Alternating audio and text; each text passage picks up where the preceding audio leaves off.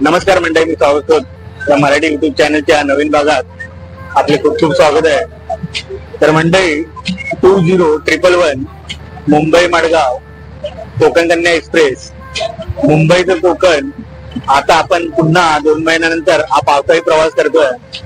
तर या प्रवासात आपल्याला काय बघायला भेटेल, तर या प्रवासात निसर्गाने नटलेला हा सुंदर कोकण व्हिडिओ मध्ये आपल्याला बघायला भेटेल। तर व्हिडिओला आपण पहिल्यापासून सुरुवात करूया। या व्हिडिओ मध्ये पहिल्यापासून शेवटपर्यंत राहा आणि याला लाईक, कमेंट आणि सबस्क्राईब करायला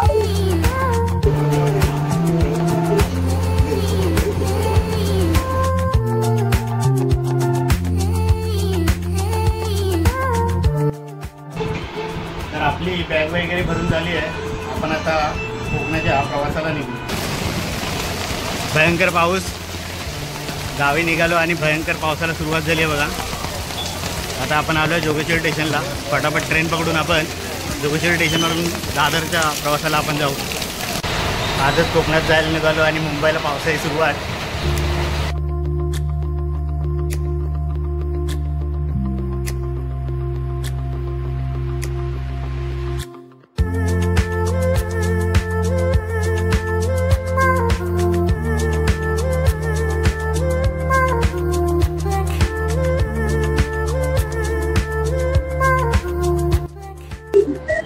एक फजिती झाली आमची। तिकीट काउंटरवर तुम्हाला सगळी माहिती देतो मी। तर असं झालं की वेरावळ गाडीची आपली कन्फर्म तिकीट होती, पण गाडी कॅन्सल झाली। ऍक्च्युली कॅन्सल नाही झाली, ती गाडी 7.5 तास लेट आहे। ती गाडी उद्या सकाळी 4:30 ला येणार, पण प्रॉब्लेम असा होतोय की आपल्याला 2च दिवस सुट्टी आहे। 2 दिवस सुट्ट्या फुकट नाही घालायच्या आणि कोकणात जायची मजा आणि कोकणात जायची घाई हे सगळ्या म्हणजे चाकरमान्यांनाच माहिती असते। त्यामुळे आम्ही आज रात्री कोकण कन्याची जनरल गाडीने प्रवास करणार। तर प्रवासात आपल्यासोबत तुम्ही देखील आहात।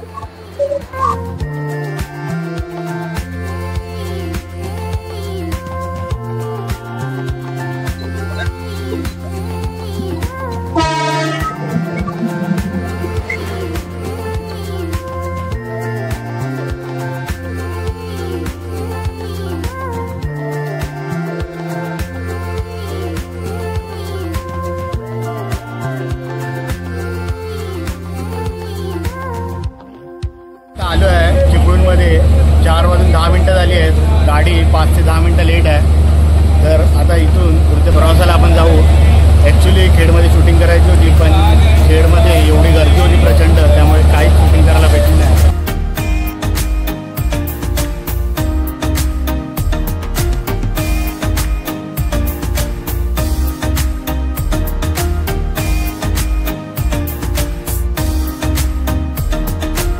आपण आलो आहे संगमेश्वरला। जवळजवळ 15 ते 20 मिनिटं गाडी लेट आहे।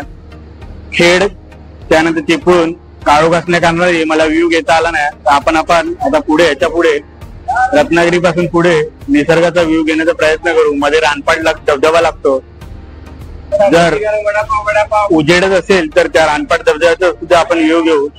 पण मला या कोकण कन्या गाडीबद्दल असून दे किंवा कोकणातल्या कुठल्याही गाडींबद्दल असून दे, कोकणात जेव्हा चाकरमानी निघतात 2-2 महिने ते तिकीट काढतात, पण त्यांना 200 वेटिंग तिकीट निघते। डब्याची पण अशी हालत आहे बघा। आज सण नाही, उत्सव नाही, पण कोकणाचा चाकरमानी जेव्हा गावात जातो तेव्हा एवढी गर्दी का असते बघा। याच्यानंतर गणपती, आता नागपंचमी येणार आहे, गणपती उत्सव येणार आहे। या कोकणातल्या चाकरमान्यांना अशा प्रकारचा त्रास होऊ नये ही सरकारने बरोबर काळजी घेतली पाहिजे। मी जवळजवळ 7 ते 8 वर्षानंतर या जनरल डब्यातनं प्रवास करतोय। म्हणजे जी पूर्वी 7 ते 8 वर्षापूर्वी जी गर्दी होती तीच गर्दी मला आता सुद्धा पाहायला भेटते। 7 ते 8 वर्षानंतर या गर्दीमध्ये काहीच फरक झालेला नाही। या गोष्टीचा या सरकारने खरोखर विचार घ्यायला हवा।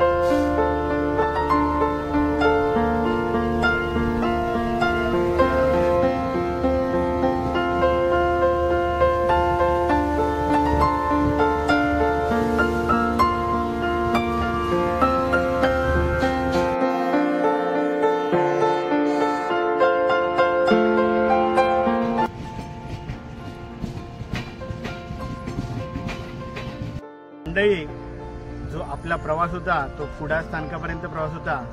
तर या प्रवासात तुम्ही माझ्याबरोबर होता। आता इथून आपण सुंदर अशा गावात जाणार आहे।